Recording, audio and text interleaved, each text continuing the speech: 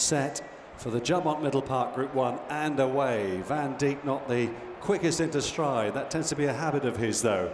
The fastest away was Sketch over the 6 furlongs for the Juddmonte Middle Park Stakes, and he leads a little cluster of 4 on the far side. Lake Forest Blue Jacket close up with elite status. Jassur held on to, taking a bit of a grip, the grey. The group of 5 now converging on the near side. Give Me the Beat Boys right up there together then with the pink colours of Starlust, followed by River Tiber, Vandeek, and then Task Force looking on in last place. Interesting that Jassur has been allowed his head now, Richard Kingscote, and he races wide apart from the other runners as they go past the halfway. He's over on the far rail. Down the centre, Sketch showing good pace, tracked there by elite status. Then driven behind them is Lake Forest on the near side. Give Me the Beat Boys running a big race, taken on now by Starlust. Here's River Tiber, Vandeek, just a bit short of room, but is making good ground now, the favourite, in the black and yellow stripes. Down the dip, up the other side now, and Vandeek has shown a sparkling turn of foot here in the middle park. He goes up by 2.5 lengths then, and Vandeek is going to maintain his unbeaten record and wins the middle park in style. Tight for second, River Tiber, together with Task Force with Give Me the Beat Boys in fourth. We've just seen Vandeek maintain his unbeaten record spectacularly, win his second Group 1 in the Middle Park. Ed and his dad Simon train him. James Doyle was on board for the first time. That was a bit special, just the way he was on the bridle going into it and then just settled it. No, it was special.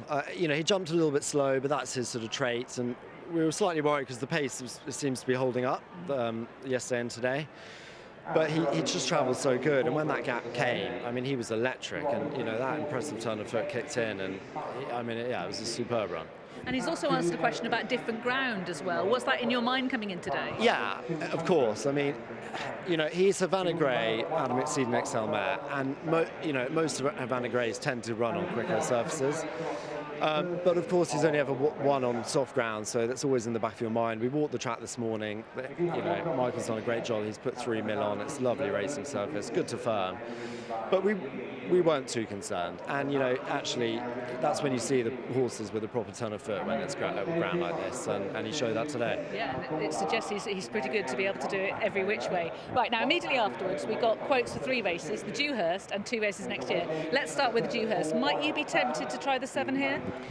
I think you never can say never, but let's just see how the horse is this week.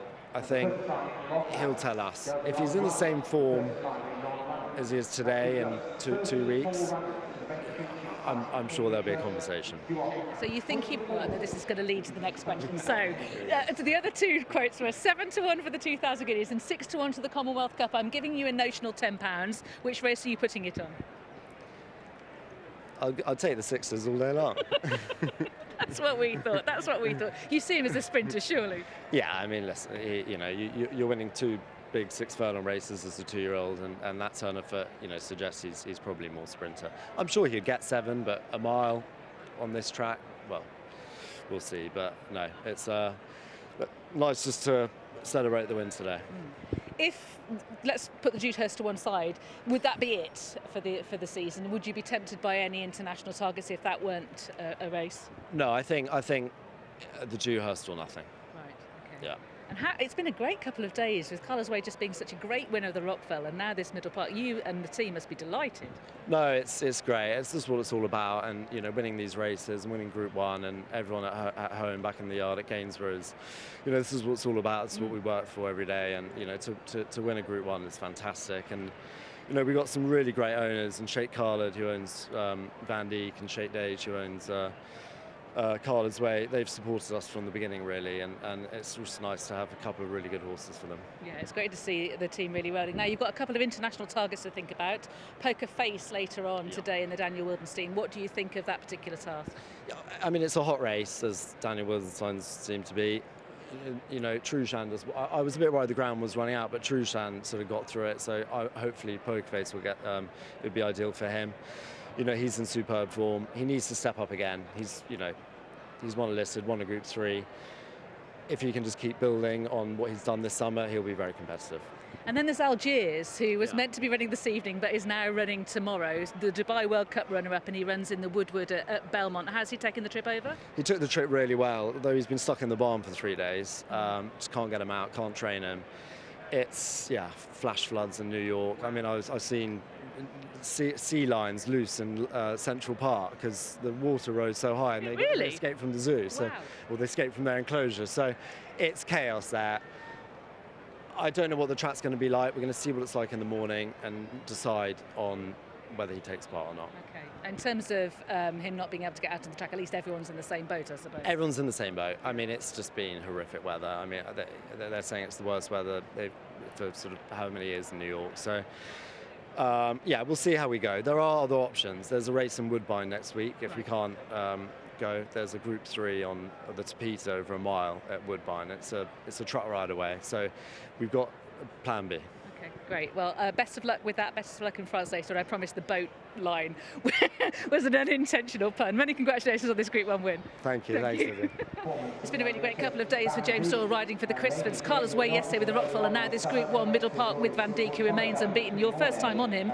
Nice turn of foot he's got, isn't it? He has. Well, I had a lot of conversations with Andrea. Firstly, when he flagged up that he was heading to Hong Kong, and again this morning we had a really good chat, went through the whole race, and yeah, it's interesting his thoughts on him. Like he said, he can go along sleepy, but then he'll light up into the race, and when he quickens good. And yeah, it was a good insight, because I certainly felt exactly what he was describing there.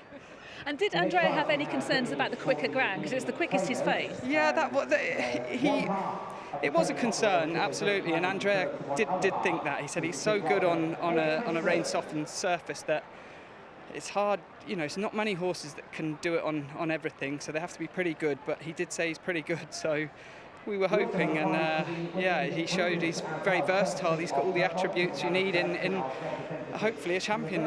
Yeah. And do you see him as a sprinter rather than a horse that might try a mile next season? I think so. Yeah. Like he's a ball of speed, and there's not too many horses that I would say, looking back on Middle Parks, that have jumped in going into the dip going as well as he did. So. Yeah, it felt like a longish half a furlong up to the line, but he didn't stop. But I see him as a sprinter. Yeah. Pretty exciting horse. He is, yeah, certainly is. Yeah, exactly. Obviously sad for Andrea to miss out on him. He's a great friend of all of us in the weighing room. Not one fella has a bad word to say against him. So it's a shame that he left for Hong Kong, but he had to go and shine bright somewhere else. And he's been very helpful. So yeah, he was a huge part of the success. But many congratulations to you. Thank you very much. Thank you. Watch live racing now on racingtv.com.